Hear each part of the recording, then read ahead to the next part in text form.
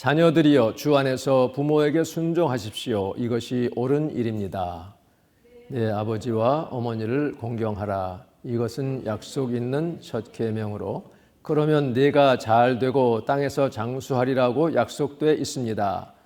아버지들이여 여러분의 자녀들을 노엽게 하지 말고 주의 교훈과 훈계로 양육하십시오. 아멘. 자녀들에게 또 부모에게 주시는 말씀이죠. 신명기 5장 16절 이 약속의 말씀 10계명 5번째 계명입니다. 다 같이 봉독하겠습니다. 너희 하나님 여호와께서 너희에게 명령한 대로 너희 부모를 공경하라. 그러면 너희가 오래 살 것이고 너희 하나님 여호와께서 너희에게 준 그 땅에서 잘 될 것이다. 누가복음 2장 48에서 52절 한 절씩 교독을 하겠습니다. 그 부모는 예수를 보고 놀랐습니다. 그래서 그의 어머니가 말했습니다. 얘야 왜 우리에게 이렇게 했느냐? 내 아버지와 내가 얼마나 걱정하며 찾았는지 모른다. 그러자 예수가 말했습니다. 왜 나를 찾으셨습니까? 내가 마땅히 내 아버지 집에 있어야 하는 줄 모르셨습니까? 그러나 그들은 예수가 하는 말을 깨닫지 못했습니다. 그러고 나서 예수는 부모와 함께 내려가 나사렛으로 돌아가서 부모님께 순종하며 지냈습니다. 예수의 어머니는 이 모든 일을 마음에 간직했습니다. 다 같이 그리고 예수는 지혜와 키가 점점 더 자라가며 하나님과 사람들로부터 사랑을 받았습니다. 아멘. 이것은 하나님의 말씀입니다. 하나님께 감사. 네. 우리가 매년 5월을 가정의 달로 보통 지킵니다. 그리고 특별히 이제 오늘은 미국에서는 마더스데이, 파더스데이를 따로 하지만 대개 이제 한국에서는 5월 8일도 어버이날로 하고 둘째 주일은 어버이 주일로 그렇게 지키죠. 근데 저 자신은 아버지로서 뭐 그렇게 크게 한 일도 없고 그래서 뭐 아버지 날이 특별히 뭐 뿌듯하거나 뭐 그런 것 그렇지는 않아요. 제 이 둘째 아들은 이제 일주일에 한 번씩 자기 엄마하고 이렇게 화상 통화를 하는데 저는 그저 옆에 있다가 시작할 때 하이하고 끝날 때 바이하고 하이 앤 바이 love you 뭐 말 그렇게 하고 그러면 끝인데 그 사이에 엄마는 참 이야기할 게 많아요 아들하고. 근데 큰 아이하고는 이제 대면해서 만나더라도 며느리랑 뭐 또 지 엄마랑 같이 있으면 자연스러운데 단 둘이만 이렇게 대화하게 되면 좀 어색합니다. 어떻게 특히 첫째는 좀 너무 엄하게 기르기도 하고 그래서 제가 미안하기도 하고요. 몇 마디 그냥 하고는 또 침묵합니다. 그냥 단지 그 어떤 전공 분야 그런 걸 좀 이렇게 얘기할 때만 좀 열띠게 이렇게 얘기할 뿐이죠. 그래도 고마운 것은 자기들이 자랄 때 그 부모가 주님 위해서 고난 감수한 그 덕으로 자기들에게도 이렇게 복이 오고 있다는 것을 인정해 주는 게 참 고마울 따름이죠. 둘째는 그나마 아는지 모르는지 모르겠습니다만은 이렇게 미국은 마더스데이 1910년대 11년 그때쯤 12년 된 것 같고요. 그 다음에 이제 파더스데이도 이거 해야지 마더스데이만 하면 되겠냐 해서 했습니다. 그러니까 이 아버지는 특히 한국에서는 어머니 날에 그냥 묻혀서 가는 것 같아요. 지금 미국은 그래도 많이 이렇게 지금 코로나가 나아져가지고 열려가지만 한국에서는 보니까 작년에 이어서 올해도 요양원에 계신 그 부모님 면회가 그나마 비닐막이나 유리벽에 차단된 채 한 10분 내지 15분 그저 만나는 것으로 아쉽게 헤어져야 되는 그런 모습들을 보여주고 있습니다. 이 성경에는 부모에 대한 공경과 또 부모로서 자녀를 어떻게 훈육할 것인가 그 원리를 말씀하고 있어요. 그러니까 자녀들에게는 부모님을 공경하고 순종하라. 부모에게는 주님의 디시플린과 인스트럭션으로 이제 개역 성경에서는 교양과 훈계로 지금 교훈과 훈계 이렇게 되어 있지만 어쨌든 이렇게 양육하라고 말씀하고 있습니다. 그러니까 주님 안에서라고 하는 것이 참 중요한 말씀이죠. 그런데 그 전에 거슬러 가면 이것이 어디서 왔냐면 10계명 가운데 이제 하나님과의 관계가 네 계명이잖아요. 그리고 나서 다섯 번째 인간과 인간 간의 관계, 첫 번째 계명이 바로 네 부모를 공경하라 하는 말씀입니다. 그러면서 거기 약속이 주어졌죠. 그런데 이 자녀에 대한 교육에 있어서는 신명기 6장에서 이스라엘아 들으라, 쉐마 이스라엘 하면서 이제 4절부터 이 모든 그 하나님의 규례와 법도를 자녀들에게 계속 가르치라고 그렇게 말씀하고 있습니다. 내 자녀에게 부지런히 가르치며 집에 있을 때든지 나아가 있을 때든지 이것을 새기라고 말하고 있죠. 그리고 잠언에서는 네가 자녀를 정말 사랑하느냐? 그러면 매를 들어서라도 바른 길로 가도록 훈육하라 그렇게 되어 있어요. 근데 오늘날에는 이 환경 오염 때문인지 스트레스가 너무 심해서 그런지 뭐 하여튼 세상 끝이 가까워져서 그런지 부모가 자녀를 너무 육체적으로 정신적으로 심하게 학대하는 경우도 있고요. 나아가서는 성적으로 어뷰스하는 사례들이 늘고 있어서 참 아예 이제 매를 들 수 없도록 점점 규제하고 있습니다. 한편 좋아지기도 한 것 같기도 하고요. 또 한편으로는 자녀 교육하기가 참 힘들어지는 그런 시대에 우리가 들어가고 있습니다. 이미 들어가 있죠. 중요한 것은 우리가 하나님의 말씀으로 참 엄격하게 훈육을 해야 되죠. 그러나 너무 율법적이 되거나 폭력적이 되어서는 안 된다는 것이고요. 또 한편으로 자녀를 너무 사랑하고 막 하는 나머지 방목하듯이 전혀 디시플린하지 않고 놔두게 되면 아이가 괴물이 될 수도 있다는 것입니다. 근데 이렇게 지금 모세 시대까지 거슬러 갔지만 실상은요, 이미 하나님은 모세 이전에 아브라함 때에 벌써 부모가 자녀에게 이 하나님의 말씀과 규례를 전수할 것을 말씀하셨어요. 그게 언제냐면 이제 하나님이 갈대아 우르에 있던 아브라함을 불러내셨잖아요. 내가 내게 지시할 땅으로 가되 너희 조상 친척 아비 집을 다 떠나라 이렇게 말씀합니다. 이 갈대아 우르 지방은 도시 문화권입니다. 그 당시로서. 그리고 우상이 가득 차 있었어요. 2010년 국민일보 기사에 보면 영국의 레너드 울리 경이 1923년부터 이 우르를 발굴합니다. 발굴해서 아브라함 시대의 주거지와 도시 생활상을 밝혀냈는데 그가 말하기를 아브라함 시대에 우르에 살았던 사람들은 우아하고 화려한 호화스러운 이 도시 생활을 누렸다. 그래서 이 아브라함 일가는 대도시의 시민이었고요. 문명을 누리던 사람이었다고 말합니다. 그런데 그것을 등지고 하나님 명령에 순종해서 가나안을 향해 척박한 곳을 이 광야길을 갔으니 그것이 놀라운 것이죠. 자, 그런데 그와 동행했던 조카 롯은 이제 너무 재물이 많아지니 헤어져야만 했을 때에 어떻게 했어요? 자기 눈에 보이는 대로 소돔 땅을 선택했습니다. 비옥한 땅이었어요. 그러나 죄악이 차고 넘쳐서 하나님이 고모라와 그 다음에 아드마 스보임까지 다 멸망시킬 계획을 가지시고 어느 날 천사를 보내서 그 땅을 감찰하게 하시잖아요. 이 과정에 이런 말씀이 있습니다. 창세기 18장 17절에 여호와께서 말씀하셨습니다. 내가 지금 하려고 하는 일을, 즉 이제 이 롯이 있는 소돔과 이곳을 멸망시키려는 일을 어떻게 아브라함에게 숨기겠느냐. 아브라함은 앞으로 크고 강한 나라가 될 것이고 이 땅의 모든 족속들이 아브라함으로 인해서 복을 받을 것 아니냐. 그러면서 19절에 이런 말씀합니다. 나는 하나님이 아브라함이 자기 자녀들과 자손들을 가르쳐 여호와의 길을 잘 따르게 하기 위해 그를 선택했다는 것입니다. 그의 자손이 아브라함에게 배운 대로 하면 나 여호와가 아브라함에게 준 그 모든 약속을 다 지키리라 하고 하나님 스스로 하는 말씀이 기록되어 있어요. 그러니까 이미 아브라함 때 부모로서 자녀 교육의 의무를 지금 말씀하신 것입니다. 그 이후 약 600년 후에 그의 후손 가운데 레위 지파 모세를 이제 택하셔서 결국은 그의 백성들 430년간 애굽에서 종살이하던 백성들을 이끌고 젖과 꿀이 흐르는 가나안 땅으로 향하게 하시잖아요. 그래서 홍해를 건너서 불과 구름 기둥에 그야말로 호위를 받으면서 광야를 행진합니다. 그 과정에서 하나님이 시내산에서 모세를 만나셔가지고 십계명을 돌판에 새겨주신 것이죠.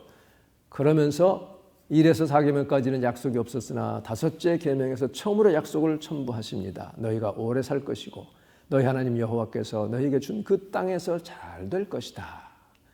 에베소 6장 이것이 약속이 있는 첫 계명이라 이렇게 말씀하신 이유가 거기에 있지요. 이 같은 이 율법 아래에서 태어나신 예수님도 자기 육신의 부모에게 순종하며 공경했습니다.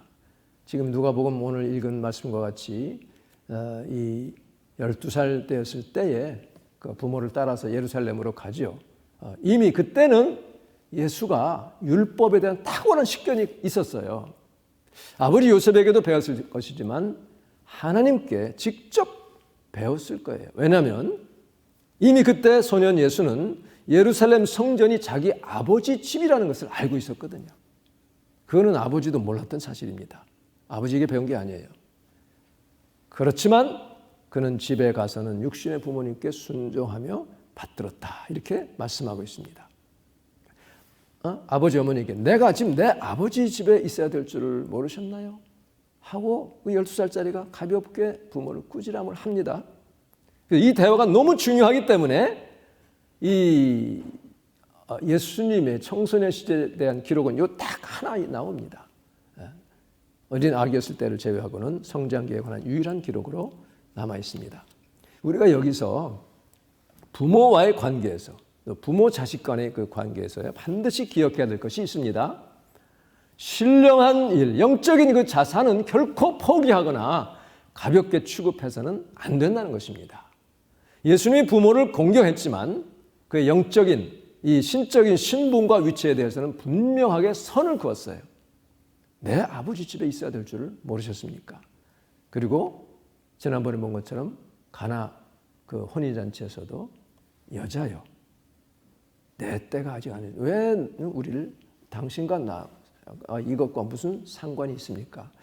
이렇게 아주 선을 분명히 그은 이야기를 우리가 보게 되죠. 마리아는 이 모든 일들이 범상치 않음을 알고 있었기 때문에 마음에 새겨두었다. 이렇게 말씀하고 있습니다.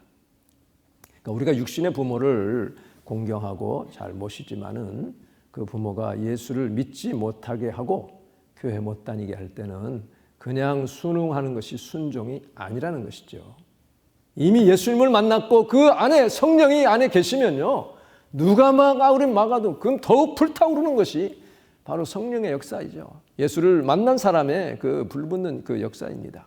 그래서 그럴 때 주님께 지혜와 결단력을 구해야 됩니다. 그래서 분명히 성경에서는 주 안에서 순종하라 그랬어요. 한번 같이 해봅시다. 주 안에서 순종하라. 네. 그러니까 주님의 뜻과 그 성경의 말씀의 가르침의 테두리 안에서 순종하라는 것이죠. 그러니까 부모의 지시나 명령이 하나님의 뜻, 성경과 정면으로 배치될 때는 그때는 순복, submission, 이게 존중하며 예의를 갖추되 obey 해서는 안 된다는 것입니다. 왜냐하면 하나님의 법이 육신의 부모의 법보다 더 상위에 있고 크기 때문이죠. 그러니까 예수님이 아버지 하나님의 뜻에 순종하듯이 우리가 하나님의 뜻에 순종을 해야 된다는 것을 가르치고 있습니다. 그래서 예수님도 히브리서 5장 8절에 보면 그가 하나님의 아들이셨지만 고난을 통해서 순종하는 법을 배우셨다. 하늘 아버지께 순종하는 법을 배우셨다는 것이죠. 그러므로 우리의 완전한 대제사장이 되시고 그에게 순종하는 모든 자에게, 우리 예수님께 순종하는 모든 자에게 영원한 구원을 주셨습니다. 이렇게 말씀하고 있어요. 그러니까 그 예수님께 순종하는 그것이 주 안에서 순종하라는 것입니다. 우리에게는 누구나 부모가 계시죠. 살아계시든 이미 세상을 떠나셨든 때로는 우리 아빠나 엄마를 알든 모르든 간에 누구나 부모가 계십니다. 또 누구나 다 부모가 이미 되었든지 될 사람들입니다. 육신의 자녀가 없더라도 영적으로 나아서 기르는 부모가 될 수 있습니다. 사도 바울이 그랬죠. 그래서 그는 자기 제자 디모데나 디도 같은 사람들에게 내 아들이라 이렇게 부르며 사랑하고 돌봤습니다. 그 아비의 마음을 가지고 그렇게 돌봤습니다.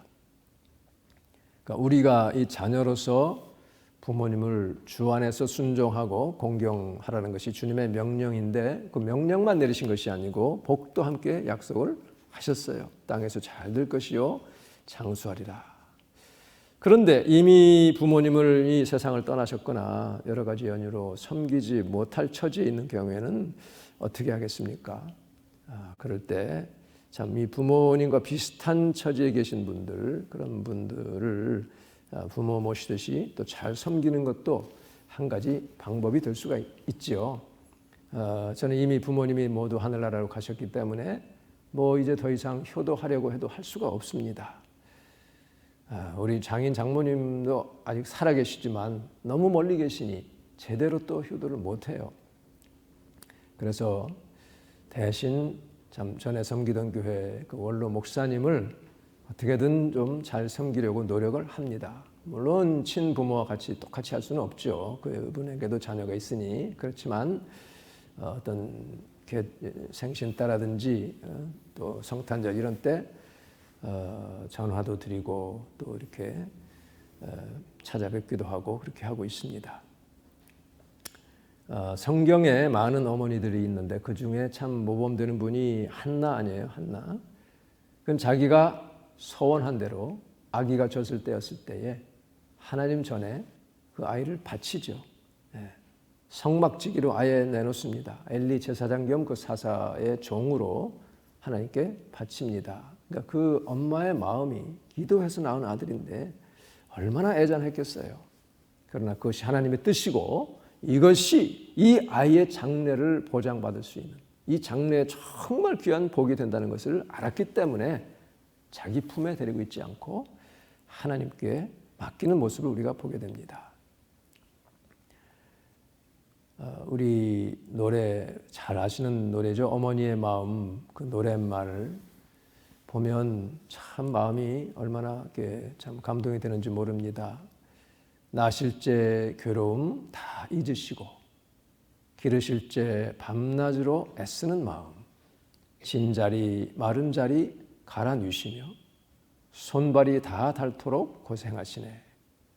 하늘 아래 그 무엇이 넓다 하리요 어머님의 희생은 가엾어라.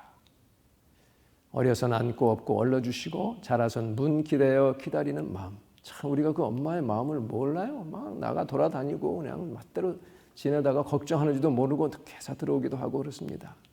알을 쌓아 그릇될 쌓아 자식 생각에 고우시던 이마 위에 주름이 가득 땅 위에 그 무엇이 높다 하리요 어머님의 정성은 지극하여라. 3절까지는 제가 본 적이 없는데 3절도 나와 있어요. 사람의 마음속엔 온 가지 소원 어머니의 마음속엔 오직 한 가지 아낌없이 일생을 자식 위하여 살과 뼈를 깎아서 바치는 마음 인간의 그 무엇이 거룩하리요 어머님의 사랑은 그지없어라. 지금 어머니 되신 분들에게 이 노래를 다시 헌정을 하고 싶습니다. 어머니의 그 사랑, 정성, 희생 참 끝이 없고 지극한 것을 다시 한번 깨닫습니다. 이 어머니의 마음은 시대가 아무리 변하고 악해질지라도 그 숭고한 어머니의 희생으로 이 사회가 그래도 살만한 세상이 되는 것이 아닌가 하는 생각을 하게 됩니다. 지금은 아주 유명해진 그 스토리가 있죠. 조용기 목사님의 그 간증을 듣다 보니까 그분이 미국의 어느 작은 도시에서 성회를 하고 그 다음날 호텔에서 일어났는데 그 방에 배달된 지방 신문을 읽다가 한국과 관련한 기사를 보고 깜짝 놀랐다는 얘기죠. 어느 노선교사 부부의 체험기인데 한국 전쟁 중 일사후퇴 때, 그러니까 일사후퇴라는 것은 이제 수도 서울을 다시 빼앗기는 그날이 1월 4일이지 그 전부터 이미 후퇴를 하고 있었죠. 흥남철수도 12월에 있었고요. 그때에 강원도에서 눈보라가 막 몰아치는 혹한 속에서 다리를 건너고 있는데 선교사 부인인 남편 선교사의 손을 탁 치면서 차 좀 세우라고 울음소리가 들린다. 이 공산군이 쳐내려오는 급박한 상황이지만 그 안에 강권적인 청에 내려가 보니 30대 젊은 여인이 옷을 입지 않은 채 그 갓 태어난 아들을 자기 옷으로 꼭꼭 싸서 돌처럼 그 껴안은 상태로 얼어 죽은 그 모습을 보게 됩니다. 조금만 늦었어도 그 아이마저 얼어 죽었을 텐데 하나님이 그 어머니의 간절한 그 염원과 희생을 받으셔서 그 선교사 부인을 귀를 여신 것 같습니다. 그 아이는 기적적으로 건짐을 받았고 그 선교사 내외는 그 어머니 시신을 근처에 그저 대충 나뭇가지나 이런 흙 같은 것으로 덮어둘 수밖에 없고 그렇게 해서 이제 부산까지 와서 아기를 입양하고 미국에서 자기 아들처럼 길렀다고 합니다. 그가 대학생 되었을 때에 저간의 사정 이야기를 듣는 아들이 자기 어머니 계신 곳에 꼭 데려다 달라. 추운 날 좀 가서 어머니 있는 곳에 좀 만나고 싶다. 이미 한국은 눈부시게 발전을 해서 다리는 없고 고속도로가 나 있으니 그 노선교사가 아마 이 근처일 것이다 라고 하는 곳에 그 아들이 자기 옷을 외투와 내복까지 다 벗어서 위를 다 벌거벗고 그 땅을 덮으면서 통곡합니다. 어머니, 왜 그러셨어요? 얼마나 추우셨어요? 나를 살리시느라 얼마나 괴로우셨습니까? 어머니가 나를 살리시느라고 옷을 다 벗어주셔서 저를 감싸줬기 때문에 제가 이렇게 살아서 청년이 되었습니다. 하면서 어머니 더 춥지 마시고 따뜻해지세요. 이 스토리가 두 가지 면에서 우리에게 감동을 전합니다. 하나는 어머니의 그 희생, 아기의 생명을 위해서 자기 생명과 맞바꾸는 그런 사랑입니다. 사실 당시 피난길에서도요, 자기 살기 위해서 아기 버리는 사람들도 있었어요. 그렇지만 이 엄마는 달랐습니다. 또 하나는 예수님의 십자가의 사랑이죠. 이 조영규 목사님은 예수님이 십자가 못 박히셨을 때에 군중들이 손가락질하면서 저가 남은 구원하였을 때 자기는 구원하지 못한다. 좀 내려와 봐라 하는 그 사람들이 너무나 괘씸했고 왜 예수님이 잠시라도 좀 내려와서 본때를 좀 보여주지 않았나. 너무 속이 상하고 시원한 답을 얻지 못했다가 이 이야기를 읽고서 깨달았다는 것입니다. 우리를 살리시기 위해서 예수님이 죽지 않으시면 우리가 살 수 없기에 예수님이 그 생명을 우리 위해 내어놓으신 피로써 값을 치르신 그 은혜를 깨달았다는 것입니다. 우리 인간의 세계에서는 아까 그 스토리에 나오는 엄마와 같은 사랑을 받지 못하는 아이들도 참 많습니다. 오히려 부모가 자식의 앞길에 지장을 놓는 경우도 참 많이 있어요. 이런 분들에게 정말 자기 어머니나 아버지에게서 받은 상처를 치유해주고 참된 사랑을 내려주실 분은 바로 성령님이십니다. 성령님은 마치 어머니 품과 같이 우리를 품어주십니다. 우리가 하나님 아버지라고 할 때 대개 한국 옛날 사람들은 아버지가 너무 엄하고 그냥 접근하기 어렵기 때문에 그 참 아버지란 이름 부르기 힘들어하는 분들도 많아요. 마틴 루터도 그랬다고 그럽니다. 그렇지만 성령님은 비둘기같이 온유하시고 우리를 마음 중심을 이해하시고 위로해 주시는 어머니 같은 분입니다. 지금과 같은 시대에 그래서 이 교회의 사명이 더 커지고 중요해지는 것 같습니다. 부모로 인해서 상처받은 자녀들이 너무 많습니다. 교회에서 하나님의 사랑으로 성령의 그 은혜로서 치유해 줘야 되고 또 교회가 하나의 가족 공동체가 되어서 감싸주고 그리스도의 사랑을 나누어 드려야 될 줄로 믿습니다. 이 성령님이 육신의 어머니와 다른 점은요. 육신의 어머니는 또 아버지는 한계가 있어요. 능력에도 한계가 있고 자원에도 한계가 있습니다. 아무리 사랑하고 아무리 잘해주고 싶어도 다 해줄 수가 없는 것이 육신의 부모이죠. 그러나 성령님은 우리의 필요한 것을 아시고 우리가 구하면 다 주신다고 약속하셨어요. 또 육신의 부모는 나와 24시간 함께 할 수가 없습니다. 그러나 성령님은 내 곁을 내 안에 계시면서 잠시도 떠나지 않으십니다. 육신의 부모는 또 내 속 깊은 것까지는 모를 때가 많습니다. 부모에게 다 말 못하는 경우가 있어요. 그러나 성령님은 모든 것을 아시고 하나님의 깊은 것까지도 통달하시는 분이 성령님이시기 때문에 부모님께 다 말 못하는 것도 우리는 성령님께 속속들이 털어놓을 수 있고, 그러면 우리에게 답을 주십니다. 간절히 요청하면 해결해 주시는 분이 우리의 성령님이십니다. 이 세상에서 육신의 부모에게서 다 못 채워진 것이 누구나 있어요. 그리고 누구나 다 상처가 있습니다. 인간 자체가 완전치 못하기 때문이죠. 이것을 성령님이 치료해 주시고 채워 주십니다.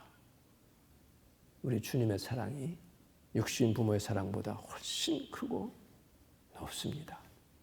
그래서 우리가 육신의 부모된 자로서도 이런 인간의 사랑이 아닌 주님의 사랑으로, 성령님의 사랑으로 자녀를 양육해야 하나님이 기뻐하시고 자녀들도 잘 될 줄로 믿습니다. 그래서 부모들은 주의 교양과 훈계로 자녀를 양육하라고 말씀하고 있습니다. 우리는 우리 부모님께 참 효도해야 되고, 참 그렇지 못한 우리의 마음 주님께 아뢰면서 그 마음으로 우리가 자녀들을 잘 양육하여 육신의 자녀뿐 아니라 영의 자녀들도 사랑으로 잘 양육하여서 하나님께서 우리를 통해서 하나님의 나라를 확장하시는 귀한 역사가 있기를 간절히 바랍니다. 그런 은혜가 우리에게 넘치기를 주님의 이름으로 축복합니다. 기도하겠습니다. 오늘 이 말씀을 생각하며 주님, 내 마음 주님께 올려드립니다. 성령님, 내 마음을 위로하시고 붙잡아 주시고 나의 부족하고 연약한 것 고백하오니 주님의 은혜로 채워주옵소서.